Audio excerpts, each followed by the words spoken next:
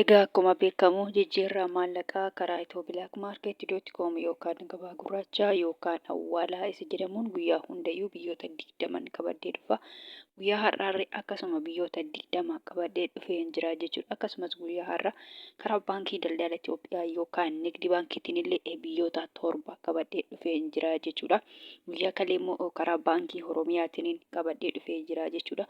Akkasuma immoo karaa akkuma jedhe karaa baankiitiin guyyaadhaa guyyaatti fakkeenyaaf guyyaa har'aa Itoophiyaa baankii qabadhee gurguru immoo kan biraatti akkasittiin jijjiiraa kan jedhu viidiyoo keessatti guyyaa hunda humna dubbadhaa jechuudha. Garuu karaa Itoophiyaak.com guyyaa hundayyuu biyyootuma 20 qabadhee dhufaa jechuudha. Akkasuma immoo akkuma jedhe karaa baankiitiin illee qabadheen dhufa garuu baankii garaagaraatiin qabadhee dhufa jechuudha. Akkuma jedhe egaa nagaa waaqayyoo isin daganne nagaan waaqayyoo manaa fi kallattii jirtanitti isiniif haa ta'u.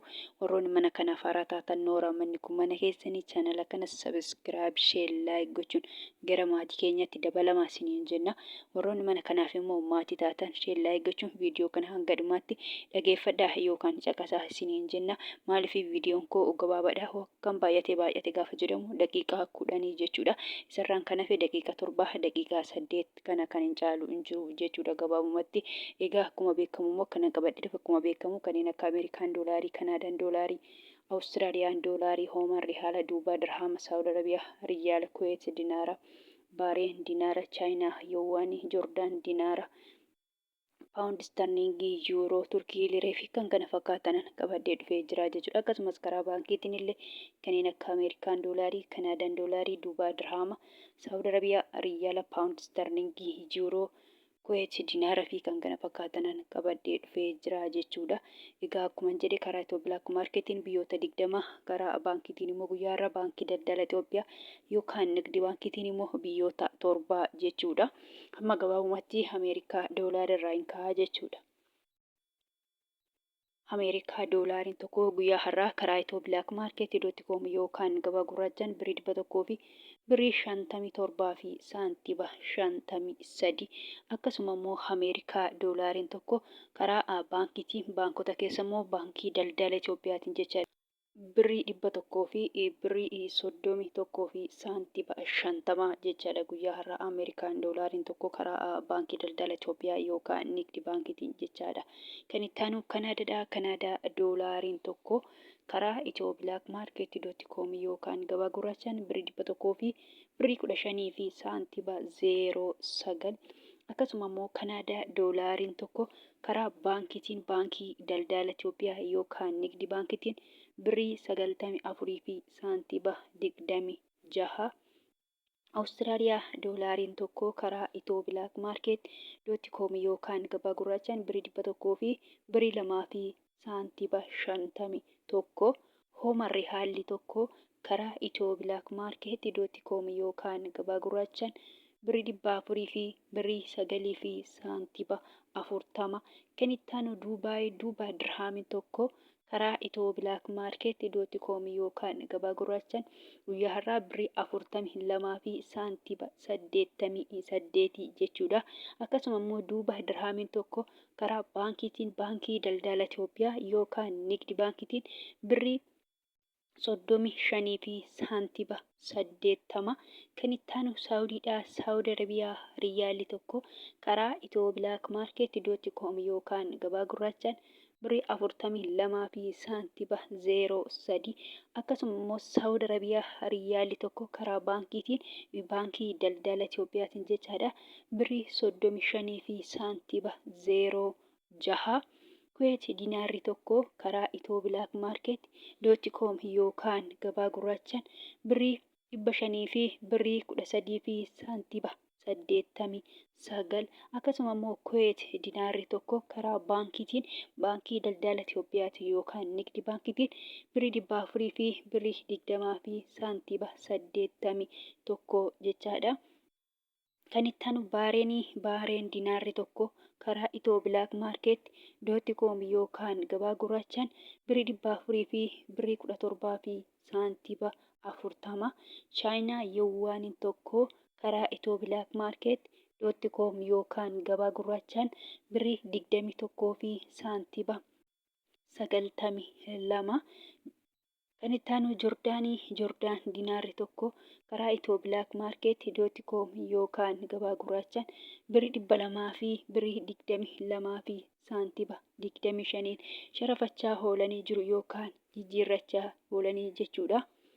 Kan itti aanu paawundiidha. Paawundi sterlingin tokko karaa Itoo Bilaak Maarkeet dooti koom yookaan gabaa gurraachaan birii 200 fi birii 13 fi saantiba 12 akkasuma immoo paawundi sterlingin tokko karaa baankii daldala Itoophiyaa yookaan nigdi baankiitiin birii 100 fi birii 74 fi saantiba 49 yuuroon tokko karaa Itoo Bilaak Maarkeet dooti koom yookaan gabaa gurraachaan birii 100 fi birii 79 fi saantiba 43 akkasumas yuuroon tokko karaa baankii daldala Itoophiyaa yookaan nigdi baankiitiin birii 100 fi birii 49 fi saantiba 82 sharafachaa oolanii jiru jechuudha.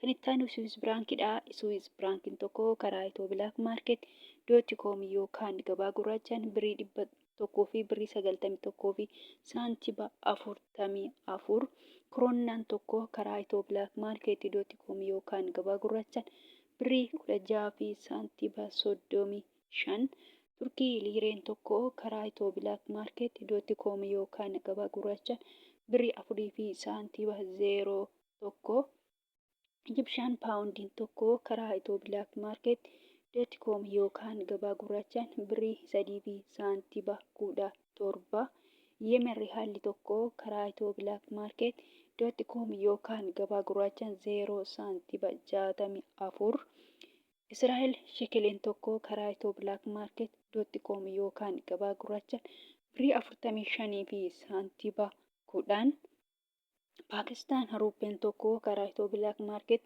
dooti koom yookaan gabaa gurraachaan 0 saantiba 55 Indiyaa ruupeen tokko karaa Itoo Bilaak Maarkeet dooti koom yookaan gabaa gurraachaan birii 1 fi saantiba 83 sarafachaa oolan yookaan jijjiirrachaa oolanii jiru jechuudha. Egaa gabaabumatti karaa Itoo Bilaak Maarkeet dooti koom yookaan gabaa gurraachaan biyyoonni 20 akkasumas karaa baankiitiin guyyaa har'aa baankota keessa immoo baankii daldala Itoophiyaa yookaan nigdi baankii yookaan koomershaal baankii isa jedhamuun illee biyyoonni 7 akkana fakkaatu jechuudha. Hordoftoota kabajamtoota maamiloota koo kan biraa immoo kanan jechuu barbaadu jechaadha. Warroonni Joordaanii fi Beerut jirtan jechaadha. Keessattuu warroonni mana madaabii jirtanii jechaadha. Fakkeenyaaf birriin biyya Joordaanii diinaara jedhama. Akkuma jedhamu keessattuu warroonni mana madaabii jirtan diinaara biyya sanii miti kan fudhatanii doolaariidha jechuudha. Akkasuma immoo Beerut yookaan Lebnaan irree birriin biyya sanii paawundii jedhama. Paawundiin biyya sanii immoo baay'ee xiqqoodha jechaadha. Birrii Itoophiyaatti gadi jechuudha. Birrii Itoophiyaatu caalaa jechuudha. Salphumatti birrii Beerutii akka birrii Paakistaanii akka birrii Yemenii birrii Beerutii yookaan Lebnaanii baay'ee xiqqoodha jechuudha. Fakkeenya birrii Paakistaan guyyaa har'aa 0 saantiba 55 jechuudha.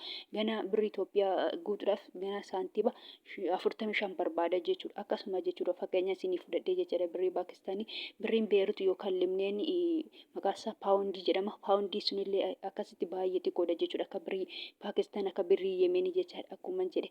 Akkasumallee isinillee akkuma jedhe birrii biyya sanii osoo hin taane doolaarii fudhattu jechuudha. Doolaaronni immoo baay'eetu jiru. Ani asirratti maqaa biyyoota sadiin doolaarii dhahee jira jechaadha. Ameerikaa doolaarii jedhe, Kanaadaa doolaarii jedhe, Awustiraaliyaa doolaarii jedhe. Garuu kana bichaa miti biyyoota baay'ee maqaa birrii biyya sanii doolaariidhaan waamamaa jechuudha. Salphumatti isaan sadan kana keessa kan fudhatan jechuudha. Warroonni Joordaanii fi Beerut keessattuu mana madaabii jirtanii Ameerikaa doolaarii fudhattu jechuudha. Doolaarota keessa Ameerikaa doolaarii fudhattu jechuudha. Fakkeenya akkuma jedhe warroonni Joordaan jirtan diinaara fudhatanii akkasuma immoo Beerutii yookaan Lebnaan kan jirtan immoo paawundii fudhatanii paawundiin biyya sanaa xiqqoodha jechuudha. Salphumatti warroonni Joordaanii fi Beerut jirtan guyyaa har'aa karaa Itoo Bilaak Maarkeet dooti koom yookaan gabaa gurraacha yoo ergattan guyyaa har'aa meeqan irraa eeggachuu qabdu yookaan saabbachuu qabdu birrii 100 fi birrii 57 fi saantiba 53 irraa eeggattu yookaan saabbattu malee birrii biyya sanaa miti jechuudha salphumatti jechuudha. Akkasuma immoo guyyaa har'aa karaa baankiitiin baankii daldala Itoophiyaa yookaan nigdi baankiitiin yoo ergattan immoo jechuudha. Warroonni Joordaanii fi Beerut keessattuu mana madaabii jirtanii jechaadha. Birrii karaa baankii daldala Itoophiyaatiin jechaadha. Ameerikaa doolaarri tokko guyyaa har'aa birrii 100 fi birrii 31 fi saantiba 50 irra eeggattu yookaan assaabbattu malee salphumatti birrii biyya sanaa hin ta'u jechuudha. Salphumatti birrii biyya sanaa hin ta'u jechuudha. Akkuma jedhe warroonni Joordaan jirtanii diinaara miti jechuudha. Akkasuma immoo Beerutii paawundii miti jechuudha. Akkuma jedhe Ameerikaa doolaarii ta'a jechuudha. Kanarraan kan hafe immoo warroonni keessattuu Joordaan jechuudha. Joordaan warroonni ala fudhatan diinaara fudhachuu maltu jechuudha. Diinaara fudhachuu maltu jechuudha. Keessattuu warroonni mana madaabii kanarra jirtanii jechaadha. Isin immoo diinaara sana maqaadhaan irra eeggattu jechuudha. Tarii yoo diinaara fudhatanii jechuudha. Garuu ani beeku jechaadha. Beekama warroonni mana madaabii jiran doolaarii Ameerikaa fudhatu jechuudha. Egaa gabaabumatti viidiyoon kanarraa kana fakkaata. Viidiyoo birootiin hanga walitti deemnutti nagaa ta'a.